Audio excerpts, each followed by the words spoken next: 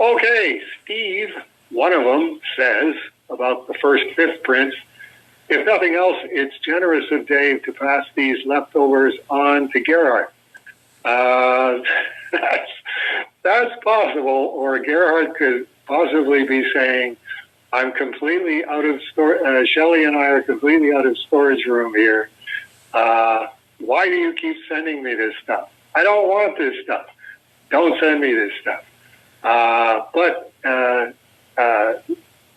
against that, Steve goes on to say, in all my years of watching eBay, and more recently, but still years, Heritage, I don't believe I've ever seen either the colored or plain set of prints listed. Now that's interesting. I thought that, well, they're probably not common, but I would be willing to bet a bunch of them have been on there. And Dave doesn't say, but did the sale of the first fifth clear aardvark Anaheim of the animated Cerebus portfolio debt? Steve. And Family Matt Dow chimes in, well, Dave, did it? If you do the math, there were 30 of the colored sets, and as far as I know, I got one set in the Cerebus archive, and then sent Gerhard a couple of loose ones that were obviously got separated from the others. 30 sets, charging $300 for the set. That's $9,000, and 100 sets, and I'm guessing that we didn't sell 90 sets, but we probably sold pretty close to 90 sets of the black and white at $100 each. That's another $9,000, and the debt on the animated Cerebus portfolio was $17,000. So pretty darn close. I don't know what the exchange rate was back then on the American dollar. I think we were charging in American dollars. But yes, in terms of we're turning a page here with Aardvark Anaheim. Let's see if we can turn the page and get rid of all of this five-figure debt.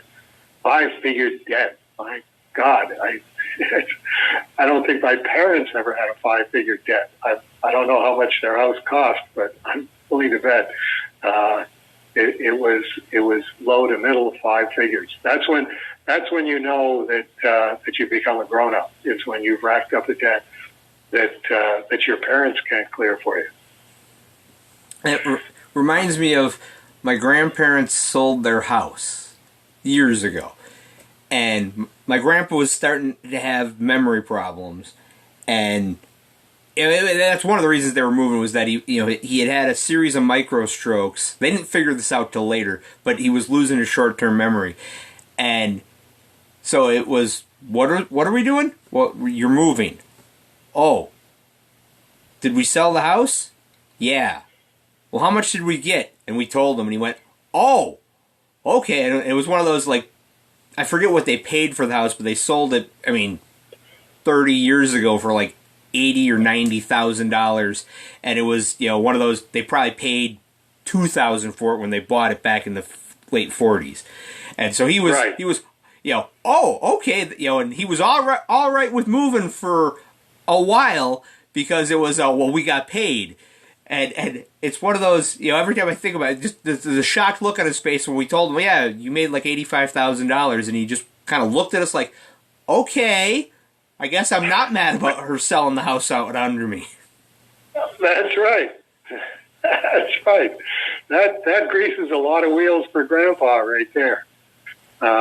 Yeah, the same as my dad saying to my grandfather when they sold their house in Stony Creek, $100,000, and saying, and this was 1976, and it was you couldn't spend $100,000 in the rest of your life.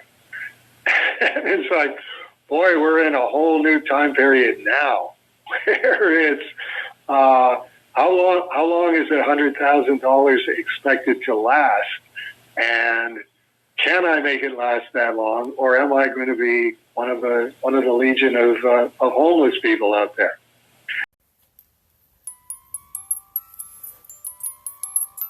Okay, Daniel F. Wait a minute. Yes, here's Daniel F. again. Hello, Daniel F. Asks, preface to Manly Bat, if anyone else has asked about a collected glamourpuss reprint for this month's Please Hold, feel free to ignore this email. Hello, Dave. Would you have any interest in doing a reprint of glamourpuss, perhaps in a phone book format? I think a Kickstarter funded would work well. Thanks, Daniel F. And Matt says, you'd think that, Daniel, but here's where Dave tells you you're wrong. And I'll add in your parentheses here, and then we'll repeat this at the end. And as a reminder to all of the fine folks in Please Hold Land, anybody wants digital copies of glamourpuss, email Manly Matt Dow at momentofservice@gmail.com, and he'll hook you up, which is very nice of you. It needs to be said. Glamourpuss is, I really don't see it having that level of popularity. I mean, I was vehemently opposed to it, to doing a glamourpuss collection, because I didn't want it to get confused with Strange Death of Alex Raymond, and people saying, I've already read this. No, you haven't already read this. You've seen it as a raw material in parts of it in Strange Death of Alex Raymond, but this is a completely different thing. I don't have all of the pages from glamourpuss anymore. I have a lot of them, but I did sell a bunch of them, and I did give some of them away as gifts. It's one of those, the people that would find a fashion magazine parody funny aren't the sort of people that would buy a fashion magazine parody. I can say from the experience on glamourpuss. I think probably the only compromise that I could see on this would be it wouldn't be remastered, but the scans that Matt did of glamourpuss, it's pretty clear printing. I mean, it was printed on slick paper, and Sandy Matwell knew a great deal about how to manipulate images to get them as clear as possible. So it's not a heavy lifting thing like remastering Cerebus #1. You could try it as an experiment, just saying, here's Manly Matt Dow's scans of the pages. Get either Studio Comics Press or Sean to remaster the pages.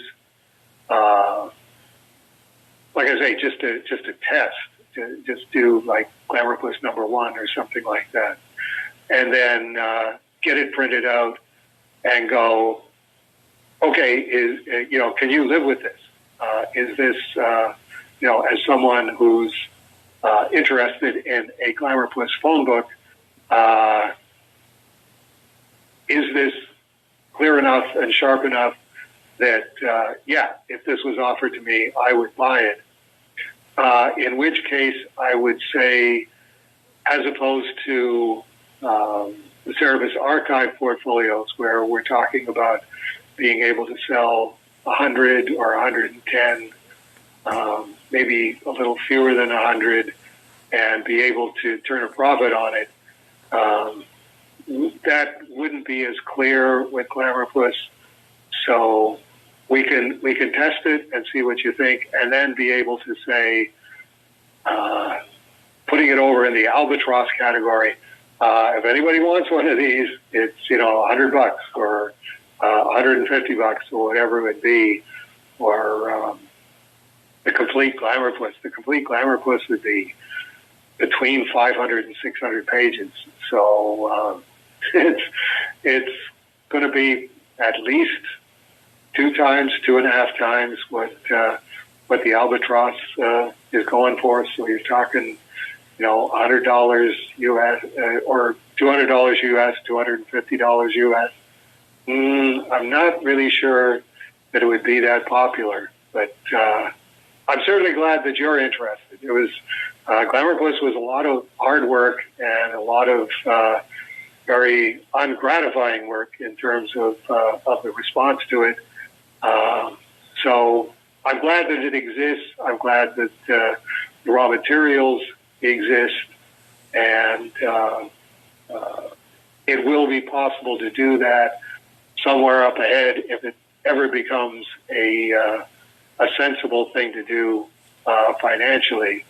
The other extreme, of course, is the Can 10 portfolio approach,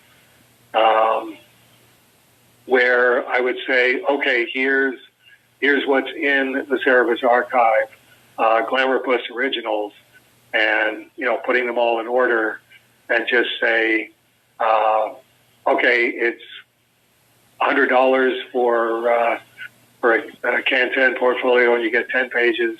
Here's glamourpuss, and it's again $100 for 10 pages. You want 100 pages? Okay, well that's going to be $1,000. That's going to be $1,500. But if you're that interested, and you're willing to spend that kind of money, I could always take it under consideration, saying, and I've thought about this about the Cerebus pages as well. If it wasn't for the logistics of having to dig out the pages from the offsite storage and do the scanning and do the printing, I was curious as to if I said if the page is in the Cerebus archive and you want it as a specially printed portfolio, 10 pages are $500, but you get to pick which 10 pages that you want that are in the Cerebus archive. Like I say, that would be one of those. Somebody wants to try that as a trial balloon, we can try that. Send me a check for $500 US and say, these are the 10 pages I'm interested in, and I'll see, okay, how difficult is this to do? And if it's not that difficult to do, and it is $500 in 2024, you can have glamourpuss, you can have Strange Death of Alex Raymond, you can have any of the pages from Cerebus, you can have the backup stories in Swords of Cerebus. All of those are options. But in terms of just barreling ahead and doing a glamourpuss phone book and kickstartering it, not going to happen, I'm afraid, Daniel. But I appreciate your interest. To clarify. And so I will repeat, and as a reminder to all of the fine folks in Please Hold Land, anybody wants digital copies of glamourpuss, email Manly Matt Dow at momentofcerebus@gmail.com, and he'll hook you up. So just to clarify, if people want to send you a big check to get scans of the original artwork that's in the archive, they send you a list of 10 pages. It's 10 they're only going to get the pages that are in the archive, so they should probably send a list of, these are the top 15 I want, but I'm only getting 10. include alternates just in case you want to buy the page that Dave sold for $20 back in 1982 so he could get weed. Well, not in 1982, but definitely in 1978 and 1979. Yes. I mean, I know the two pages that I personally would love to have copies of are the Death of Death from Flight, but those two pages got, the last two pages of it got sold back when you guys did that issue. That's why they weren't in the canned portfolio for Flight. Right. Right. And at that point, it's like, yeah, it'd be great to have that, but I mean, we can give you a remastered print, but it's going to be a remastered print. It's not going to be, the original art. It's going to be cleaned up, and that's when you get to the guys that go, well, like Michael R. has his portfolios, and all of a sudden, he's got pages in there, but these aren't scans of the original. These are remastered, and then what does he do? Put a post-it note on it so that people flip through it. And is anyone who flips through it going to notice? All these questions come to mind.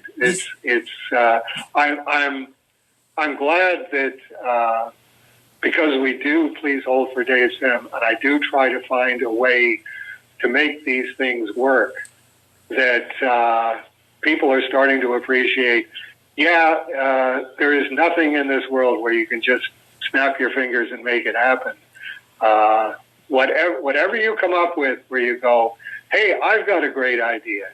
It's like, it's a great idea, but once you start working out, what is it going to take to make this great idea actually happen? The list gets a lot shorter. So, which is why I'm saying in this case, if somebody wants to try this out and go, well, okay, here's my check for $500 US made out to Aardvark Anaheim. Here's my shopping list. I will